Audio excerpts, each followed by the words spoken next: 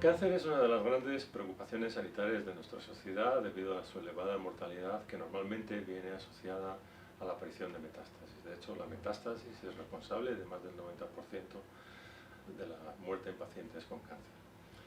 La metástasis ocurre cuando ya el tumor alcanza un determinado tamaño y las células empiezan a diseminarse por el torrente circulatorio y alcanzan otros órganos diana, como pueden ser el hígado, el cerebro, los pulmones. En nuestro laboratorio de mecanismos de metástasis tumoral venimos hace años estudiando cáncer colorectal y sus mecanismos de metástasis hepática.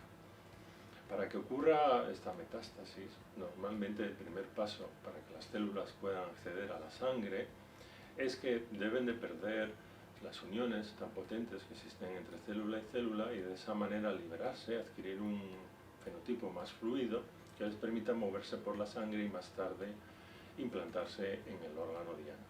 Sin embargo, cuando llegan al órgano diana, estas uniones deben de volver a aparecer para así poder regenerar lo que es el tumor dentro del nuevo órgano, en un ambiente hostil que hace muy complicada la aparición de estas metástasis. De hecho, si no fuera por esta razón, probablemente habría muchas más metástasis. Todos estos procesos de plasticidad epitelial vienen reguladas por una serie de proteínas, de familias de proteínas, como son las caderinas e integrinas.